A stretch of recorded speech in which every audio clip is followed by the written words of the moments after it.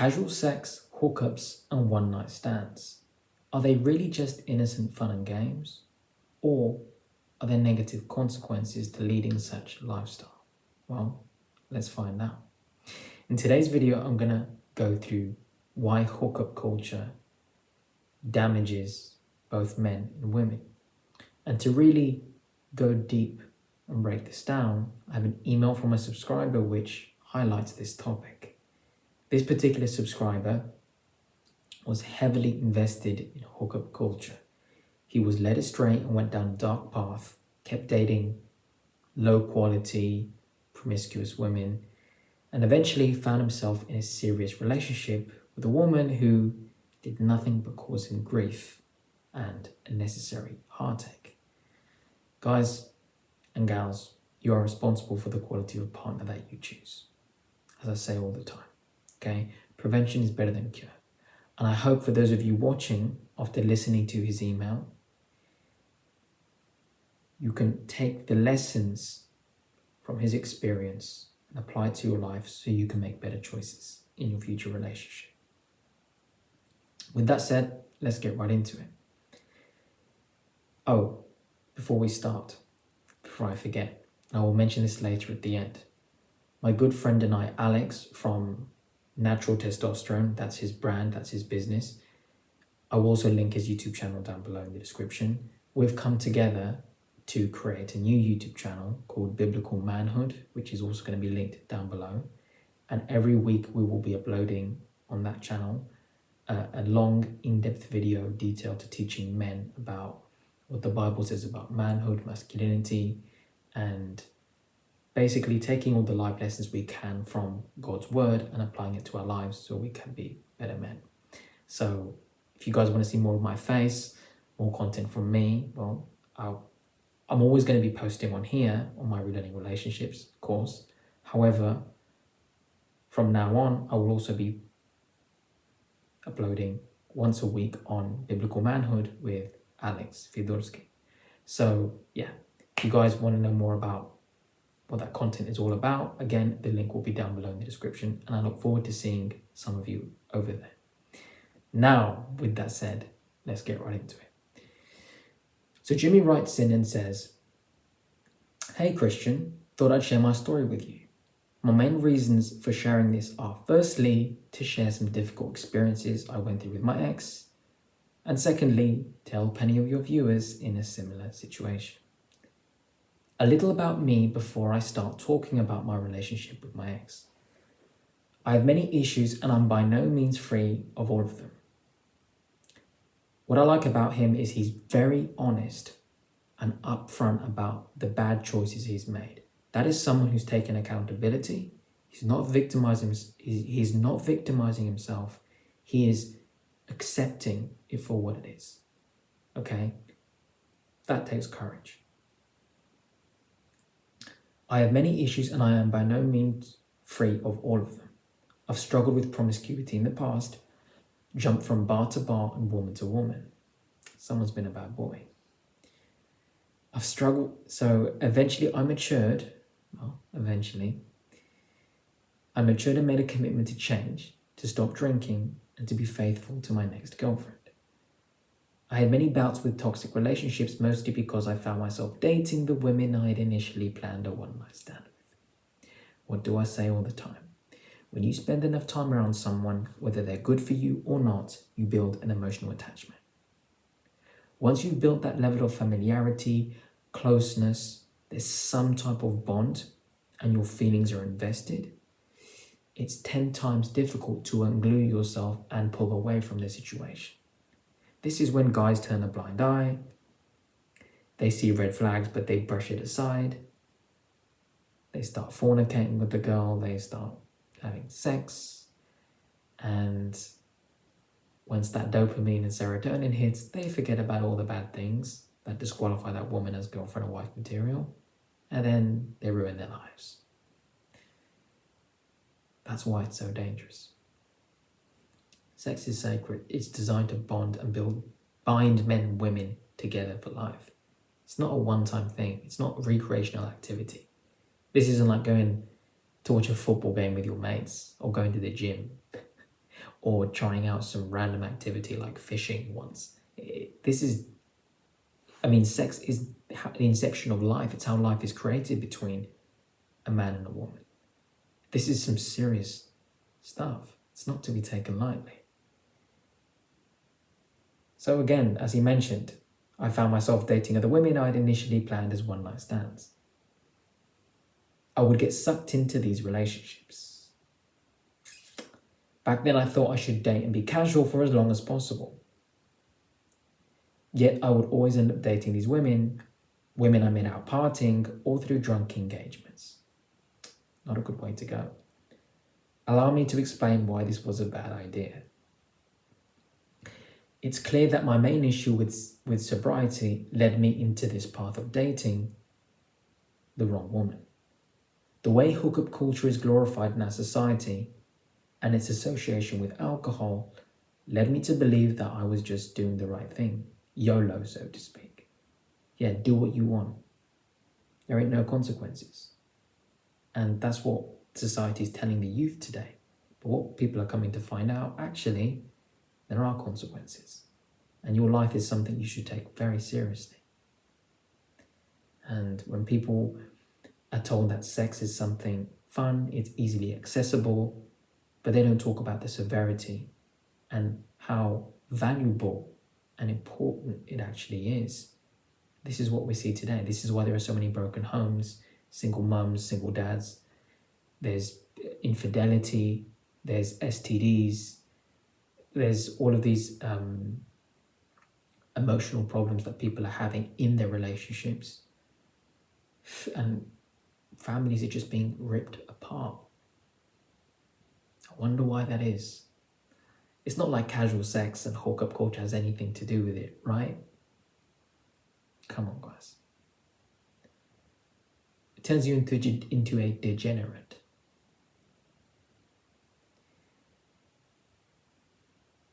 I would just like to say that being sober and vigilant is the greatest tool of your life. If young guys practice this more, they could fulfill many goals, and the key is focus. Well, I have not had a sip of alcohol for 5 years because I made a promise 5 years ago to God that I would never drink alcohol again, and I stuck to it, and I intend to keep doing that. God tells us in the Bible to be sober-minded. You should never be drunk. For you guys that, well, I'm not like that, go. Have a beer if you want. Have a glass of wine. You can do that, but not me. I made that commitment to God and I intend to keep it to the best of my ability. When you're sober, it's a great feeling. Look, water. That's what I like. That's what I love drinking. My water, my green tea, my black coffee, and a fresh fruit juice I will make. That's all I drink. Makes it very simple. You see people that get very invested into alcohol, it ruins lives. Ruins the lives of families and friends. You know, you see what drunken men and women, what it does to them. Man, those negative consequences are vast. I'm not even going to get to it. But what Jimmy says here is very true. You know, being sober and vigilant is the greatest tool of your life. I wouldn't say it's the greatest, but it's definitely up there. It's a very noble thing, and it's a very honorable virtue to be sober-minded. You see things clearly. You can discern properly between situations, opportunities, and people that are good or bad for you. You can make calculated risks, better use of your time and your money and your resources and your energy. Not to mention you're healthier. You feel better about yourself. You don't feel guilty or shameful after doing something stupid back when you were drunk. Be sober, guys. Take it from me, it is the best feeling. You know, I'll never ever go back to alcohol. I don't need that.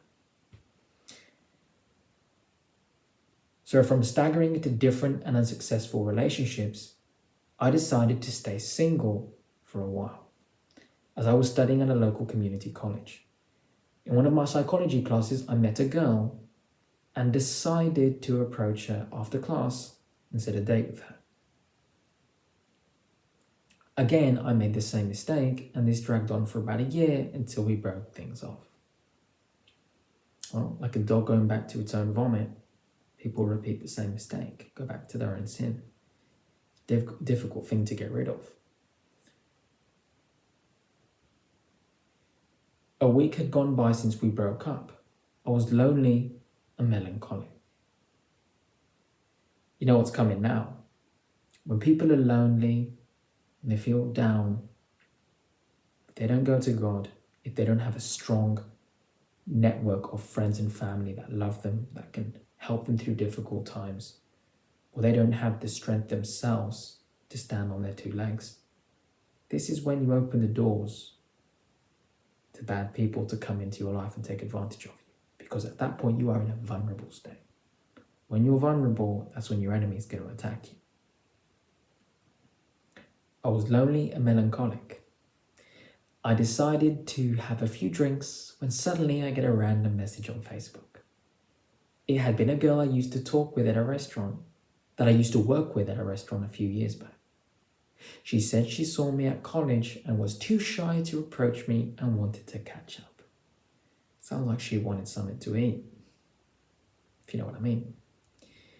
I agreed because that's all I knew, drinking and lust. They tend to go together, don't they? There's a very strong link between promiscuity and substance abuse. I recommend you all research that. It is very, very dangerous. I didn't set aside the time to heal from my past and the rocky relationship I went through.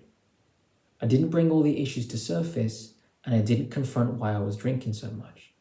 Instead, I just thought about hooking up or getting a rebound. Now, he's honest about his bad choice, and guys, that is a very unhealthy way to attempt to heal from a breakup. Why did I say attempt? Because you're not healing. You're trying to numb yourself from the pain. Instead of feeling it to heal it and giving it time, he's basically avoiding it through pleasure, which is just going to spiral out of control. We get together one night and go to a local pub. When we walked in, she already knew all the billiard guys who played in the local league. Of course she knew them all. She was just friends with them, right? She proved to be a really good shot. I'm sure they trained her well. I'm sure she takes other shots. Not the typical girl I dated in the past, but I carried on.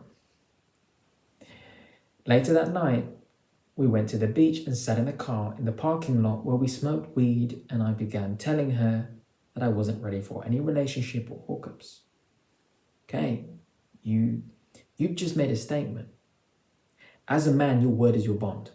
Okay, nowadays people are so weak that when you say something, right, if you just follow through, it's like, wow, this person has honor and integrity.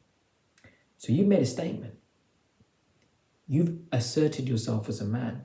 You've laid out the framework, the rules, the boundaries. You've said to her, in other words, this is important to me. This is a value of mine. Right now, I do not want to hook up, and I don't want to be in a relationship. Let's see if you stick to it. I told her about how I had just left my relationship. She understood and then agreed to drop me off. So, you stood up for yourself. You told her, I'm not doing it. But let's see what else happened. The story doesn't end there, does it? A couple of days go by and I see her in the library and she comes up to talk to me. She's coming now for round 2. Then later that day, I receive a message from her on Facebook. We talk more, joke around, and finally meet up again. 3 days after, we had our initial night out. She wasn't going to let you go that easy. She wanted what she wanted and she wanted it now. We go to the beach and this time she was more persistent. So she's basically testing you on your boundaries. Is he really a man of his word, or is he going to cave and do the same?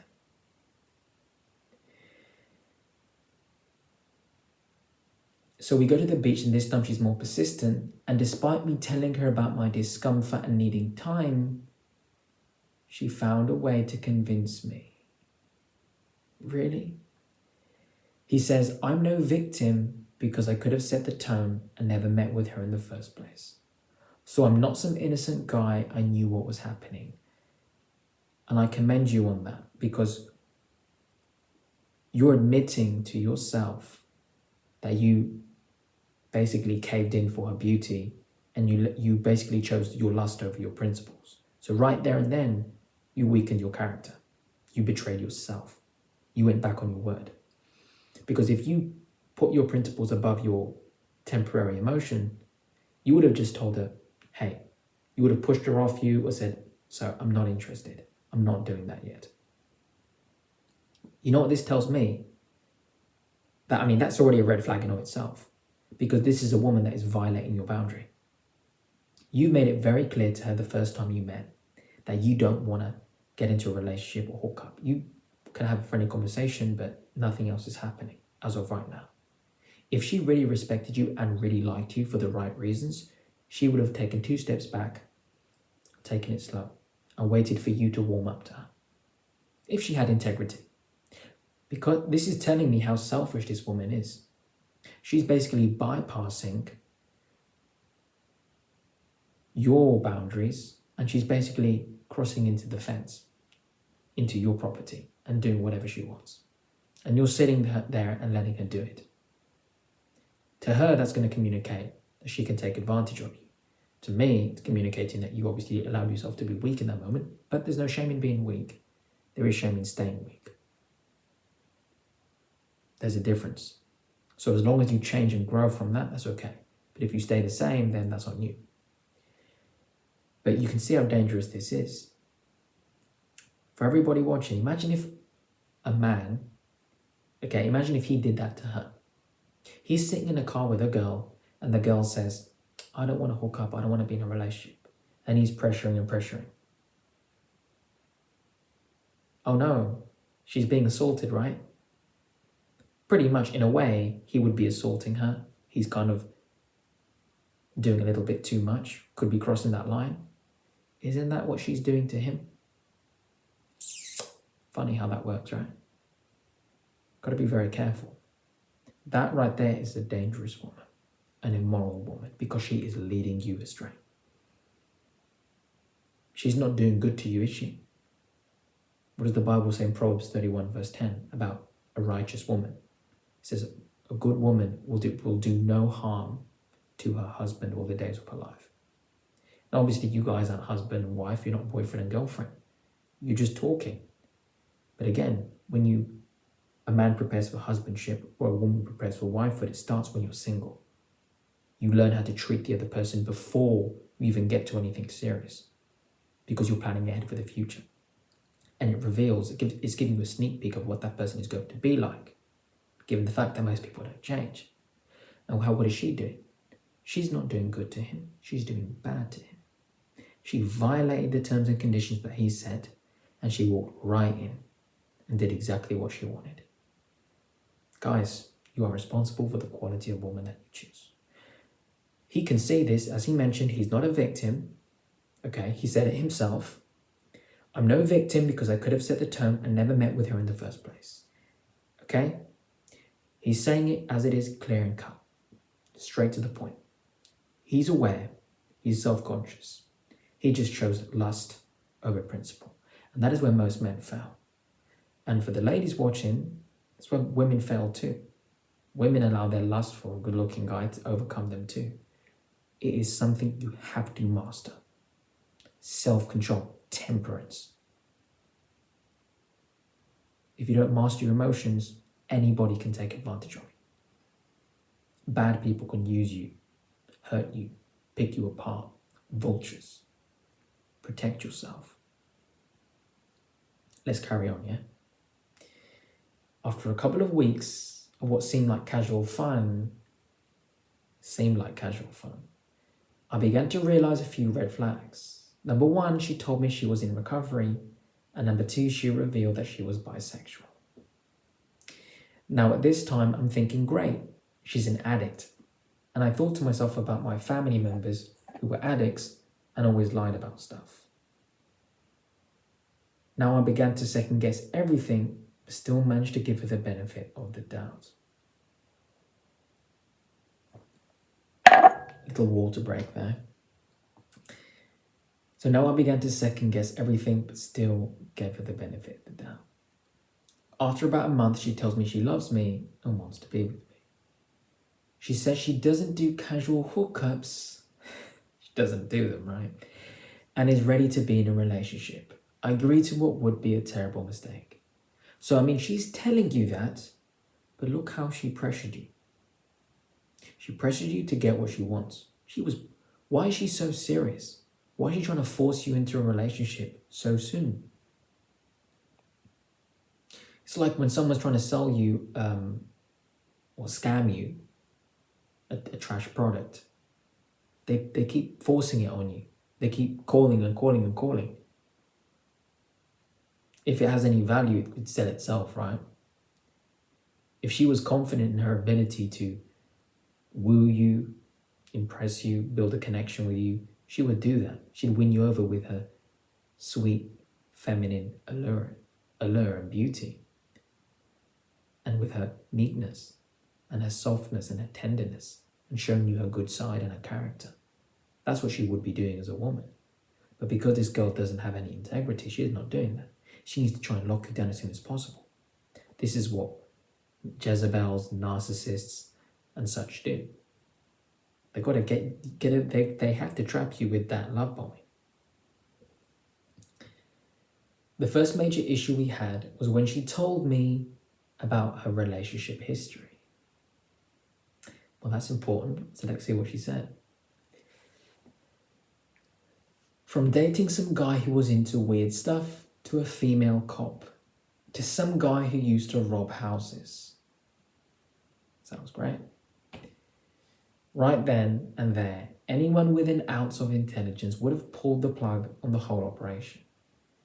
The problem was that she kept talking about how far she's come and how she's an open book. Yeah, she's come so far, hasn't she?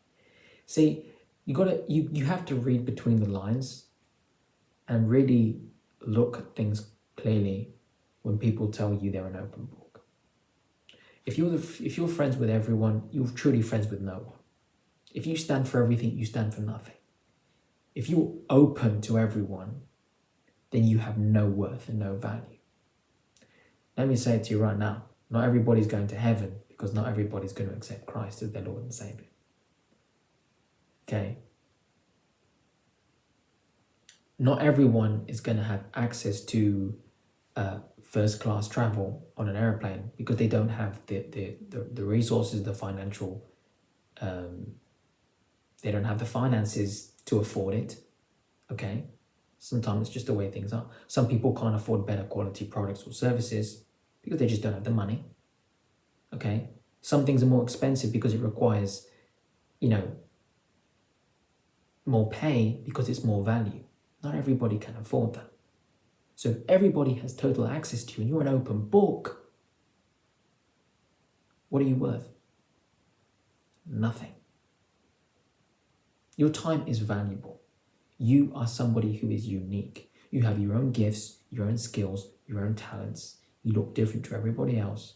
The way you talk, the way you walk, your character, your charisma, your charm is unique. It's special. That's the beautiful thing about people. Everybody is an individual. And we can determine our own worth by how we choose to respect ourselves, how we treat ourselves, how we allow others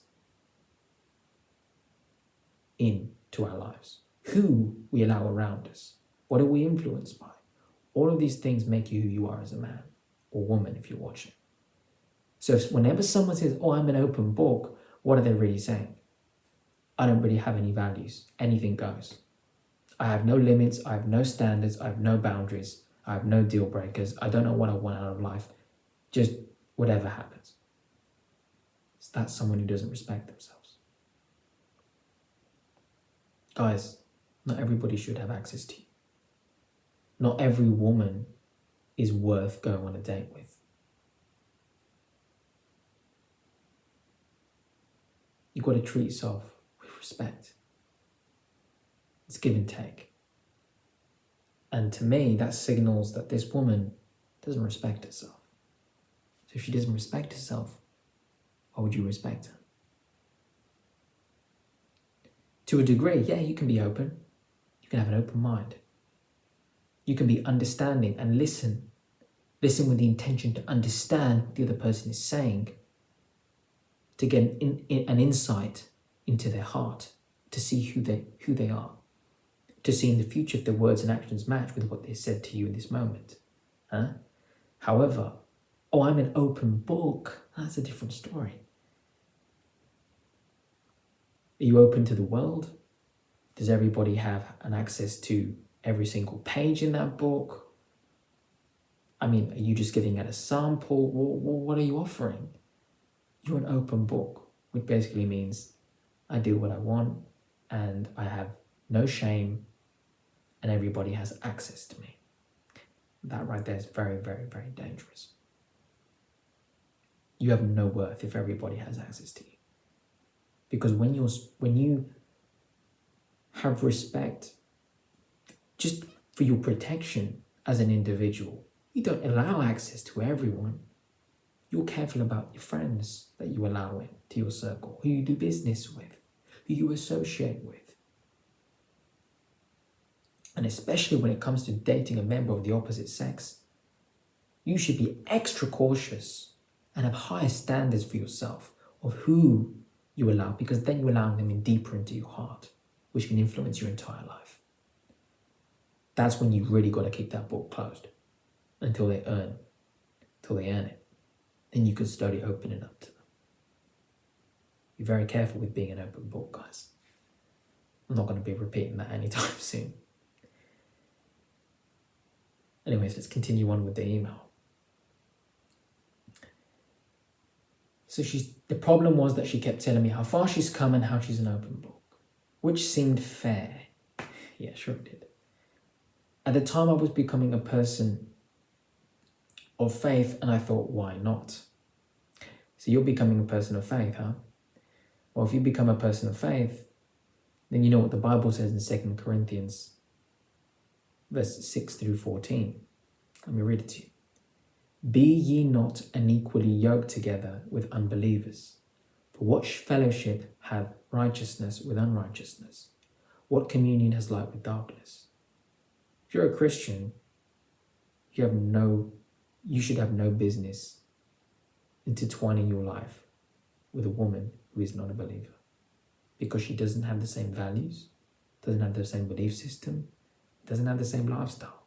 In other words, you don't have mutual compatibility, which means the physical desire you have for each other is going to be kind of stretched thin, and you're not going to be able to see common ground. You're not going to be able to build a long-term or a lifelong bond with her, simply because you're not going to see eye to eye on important things. So I know you just got into the faith, but I'm just saying that to protect you for future notice. So I expressed my belief in God, but she revealed that she was an atheist. If you get together, you are unequally yoked. It's not going to mix well, okay? It's just the way it is. 2 months into our relationship, and a third red flag pops up. What a coinkydink. If there's one red flag, there's more. And quite frankly, if there is ever red flags to begin with, which that's when they always show up at the beginning, right? The first couple of dates, first date even the first few weeks to the first few months, you will always find more. Because when a woman is truly the right match for you, she's a godly, feminine, traditional lady, guess what? There are 0 red flags. But the moment there are any red flags, you gotta run, son. Okay, it's pretty simple. 2 months in, a third red flag pops up. We were together enjoying a summer evening, and she tells me about her neighbor who sent her an inappropriate Snapchat. She explains to me that they used to have a mutual friend and he died, and now this neighbor, who had a girlfriend, was messaging her late at night. I told her that if she's trying to play games, then I'm not interested, and I said to her that if she's accepting this guy, or even considering being friends with him, it was disrespectful, not only to me, but to his girlfriend. Good job, you stood up for yourself. But again, why is she even talking to the guy? At least she told you that. What else did she tell you or not tell you? Again, I gave her the benefit of the doubt, but now my gut begins jabbing me, and I tell myself that one more issue and I'm going to have to abandon ship. That's a smart gut you have. We'd go through a decent amount of time with no issues and what seemed like a great, loving relationship. Then just as things were going good, I began fully trusting her. Another issue would come up. This time I log on to my Facebook and the first image that pops up on my timeline is hers. She posted a new photo and she looks very beautiful, so I liked it. Underneath in the comments, some guy, underneath in the comments like a rat, he just crawls out the ground. Some guy is calling her his boo and to call him sometimes. She was such an open book. I'm sure they were just friends. Come on, man. Now you know what type of woman she is. Now I wait until we talk, smart man, and I express to her and show her what I saw. So you reacted in the right way. You took a moment to calm down, you wait until you talk again, and then you have a conversation in person. If any woman tells you what she told me, there's a 95% chance that it's BS. She gave me the old Bismarcky, he's just a co-worker. You can show her all the videos I have of people who have been betrayed by co-workers. You can send her that as case studies, documented and certified. Just a co-worker, man. He calls everyone boo. Yeah, of course he does. What is he, a ghost? He just boo? Come on, man. I thought to myself, okay, maybe I overreacted. So she's basically gaslighting you to make you believe, like you kind of calm down and go, maybe I overreacted. Don't fall for it. Don't fall for it, man. I thought maybe I overreacted. I'll let it go. Again, another issue that I'm aware of. A man should never compromise values or principles. Amen. Once you do this, you will get the same result I get at the end of this. The email is getting very long, so let me just say that next time she did this, which always happened, oh wow. I explained to her that she wasn't acting respectful and that I had to end things with her. She then began sobbing and crying and telling me that I'm the love of her life. Yeah, she loves you so much that when you call her out on some guy commenting on her post about how he should call her sometime, instead of her saying, oh my gosh, you're right, I'm going to block this guy, I'm so sorry, I'll make sure that doesn't happen.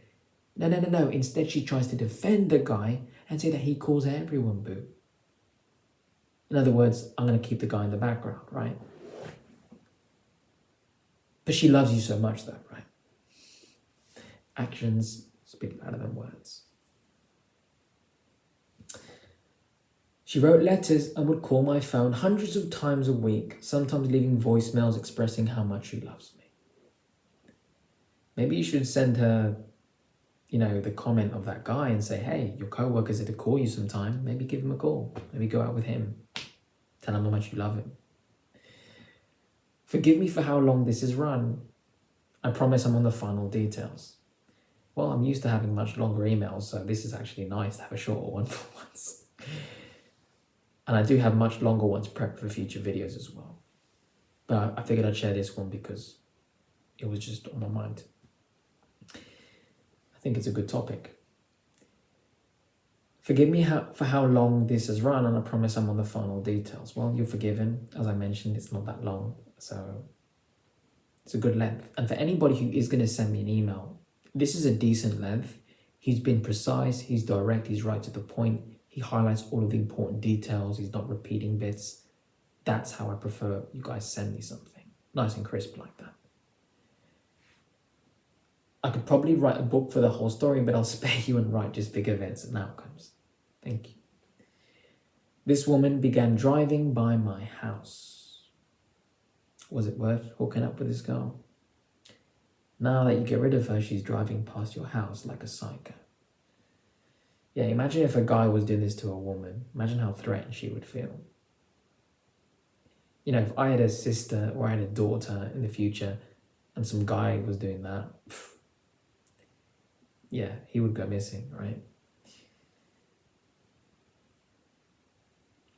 See, women, even though they may not be able to physically overpower a man, in most cases, they will do things like this. They will break him down psychologically, mentally, emotionally. I don't like getting involved in celebrity gossip, so just nobody bother asking me. But look at Amber Heard and Johnny Depp.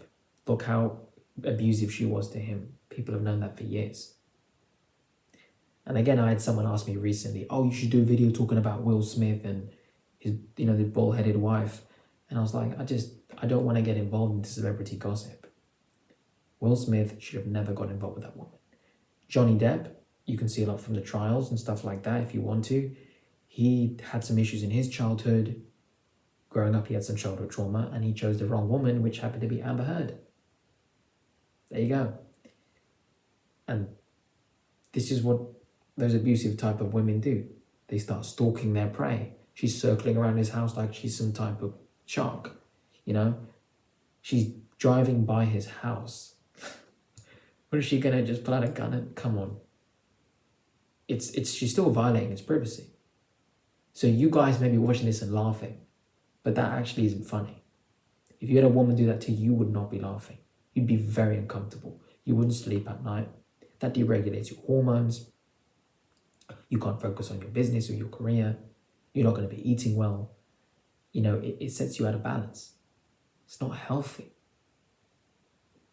So yeah, if anybody asking about if I'm going to do a video on Amber Heard and Johnny Depp and Will Smith and no. You can email me, you can ask me privately and I'll tell you my thoughts. But anyone with a brain cell knows where I stand on that. I feel bad for Johnny Depp, and Will Smith is a weak man. Okay? Pretty simple. But in this case, it kind of just reminded me of Amber Heard, like an abusive woman. This is the type of thing they do. This woman began driving by my house. At times she would message my family members or tell her friends to message me. I was slowly being broken down. What was I just saying? Emotionally, mentally, and psychologically is how they do it. To a point where I thought she loved me for real. This mixed with insane sex and alcohol mixture led me even deeper into a rabbit hole. Yet again, another red flag would show up. At this point, I had enough red flags to sow the length of the Great Wall of China. I absolutely love that. I'm going to have to make a meme out of that or something. That's good. At this point, I had enough red flags to sow the length of the Great Wall of China. The same cycle would repeat. I would break up with her, then she would ask to talk, and I would list my reasons how I caught her in several lies, and she would gaslight, cry, and tell me I'm the love of her life. I would doubt myself, she would call me paranoid, then she'd lure me in with sex. She just, with the lasso, grabs you by the leg and just kind of like reels you in, huh? Man, this woman really hunted you down. She was like bringing you in, having sex with you, destroying you. You kind of run, rabbit, run. Catches you again, she leaves another trap. Man, you were like a slave. You were literally like a house slave. She was really taking advantage of you. But guess what? You allowed her to. You allowed her to. Because you put lust above principle. That's not a good way to go, man.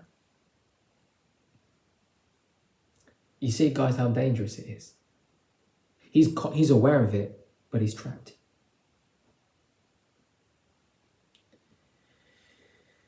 But let's see if there's any light at the end of the tunnel. What happens to Jimmy? So, it was always the same thing until one day I finally broke free from her. You picked up your balls and you would run, Forrest, run. You got out of there. I salute you for that one. But let that be a lesson to you, Jimmy. You have to completely reassess your values, your standards.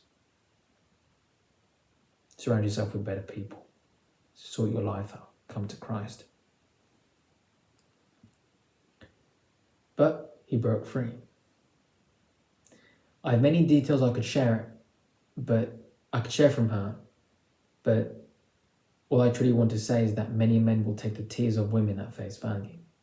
I'm not saying all women do this. Obviously, there's good women, there's bad women, but in this case, you had a bad one, and the bad one is going to lie to you. She's going to give you the crocodile tears.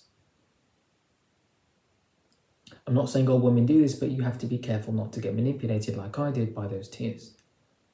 It's something primal, and these women understand this.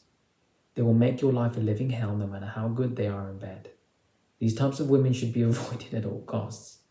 You're better off building yourself. It will seem like you're not winning, but in the end, you will reap the fruits of your labor.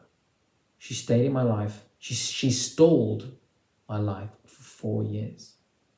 But one thing I'm grateful for is the fact that if I didn't meet her, I probably wouldn't have given up abusing alcohol. That's one thing I'm grateful for. Good, so you took a blessing from your experience.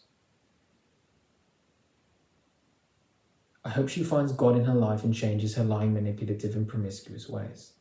I just wanted to share this story because I think a lot of the times we forget to check in with ourselves and make sure we're right mentally before going into a relationship. And when a bad one arises, especially with a liar or a cheater, we tend to question ourselves too much when we know the truth. Don't ignore those red flags. And that is the story of Jimmy. I hope for you guys watching, you can take a leaf out of his hat and not make the same mistakes he did. He's lucky he got out. Could have been worse. Could have been married to her. Could have gone through a divorce. Could have had kids. She could have become violent, utilized threats, manipulation, blackmail. She could have become violent, belligerent, attacked him. You don't know. These things do happen. When you get involved with a Jezebel like that, anything can happen. So with that said, I hope you all enjoyed the video. If you're new to the channel, well, feel free to hit the subscribe button and the notification bell. I upload every week. And I'm also going to start posting a few more shorts as well on YouTube. So just to see how it goes with the algorithm. And for anybody who would like to share their story with me, such as Jimmy, or ask me any questions, book a coaching call, the email is down below in the description. For anybody who would like to support my work further or learn more about what I teach and the fundamentals in order to prepare for relationship, courtship, and marriage, you can pick up a copy of my book, which is also linked down below in the description. You can get your copy on digital, paperback, and hardcover, and also leave a review on Amazon if you wish. And for those of you that are long-term subscribers, I just want to say from the bottom of my heart, as always, thank you for the love and support. You mean the world to me, and I appreciate every single one of you. And the one last thing, as I mentioned earlier at the beginning of the video, in regards to that second channel, Biblical Manhood, it will also be linked down below in the description, and it's also on the featured tab on my channel. It will come up as Biblical Manhood. And Alex and I will be uploading second video over the next day or two. We already have the first video uploaded, which we did last week, so you can go and check that out. Again, links down in the description. You just click on Biblical Manhood and give it a watch. Subscribe, of course. And if you would like to learn more about Alex, he's really good. He teaches men how to optimize their health, their hormones, testosterone. He goes very deep into fitness and nutrition. He's a good man. He's a Christian. And I really recommend you check out his content as well, especially for young guys that are looking to learn. He has different content on YouTube, so I recommend you check it out. Also, he has his website too, where he does coaching with his clients. But as I've said, me and Alex have come together to create Biblical Manhood, to give you all something new and fresh from a biblical perspective. So go and give it a look. Links in the description. God bless all of you and your families. I'll see you guys in the next one.